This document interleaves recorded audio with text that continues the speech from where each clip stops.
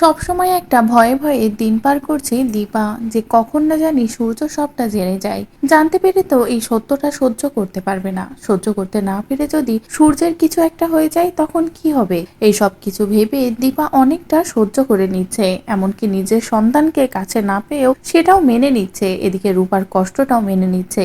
কিন্তু আজ যখন রূপা আরো বেশি বাড়াবাড়ি শুরু করলো তখনই দীপা ভাবলো এবার হয়তো সত্যটা সকলের সামনে জানাতেই হবে। অন্যদিকে যে সূর্যের থেকে এতদিন ধরে সবটা আড়াল করে এসেছে সেই সূর্য রূপার কথা শুনে বুঝতে পারে যে সোনা রূপার মধ্যে কোনো তো একটা সম্পর্ক আছে। সোনা হয়তো দীপারই সন্তান। আর এটা বুঝতে পেরে দীপার সাথে বাড়াবাড়ি শুরু করে দেয়। দীপার নামে নোংরা নোংরা কথা বলা শুরু করলে তখনই দীপারও রাগ হয়ে যায়।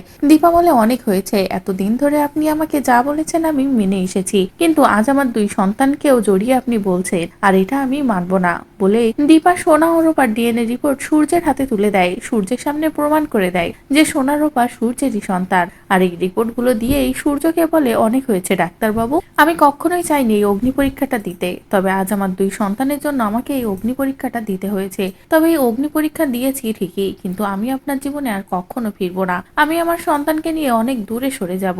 আপনি চাইলেও আমাকে আর ফেরাতে পারবেন না। যে কথা শুনে তো সূর্যের মাথা ঘুরে যায়। সূর্যের সবটা যেন কেমন ঘুলিয়ে যায়। প্রথম থেকে শেষ অবধি সবটা মনে করে সূর্য যেন কেমন পাগল পাগল হয়ে যায়। সূর্য বলে এটা আমি কি করে ফেললাম, কেন দীপাকে অবিশ্বাস করেছিলাম, কেন নিজের ভালোবাসার উপরে আমার একটুও বিশ্বাস ছিল না, কেন এমনটা হলো আমার সাথে, বলেই কষ্ট পেতে থাকে। এদিকে দীপা সূর্যকে আর একটাও সুযোগ দেয় না, সোজা চলে যায় নিজের বাড়িতে, সোজা শহর ছেড়ে চলে যায় আবারও গ্রামে, যেখান থেকে এই দীপার সবটা শুরু হয়েছিল।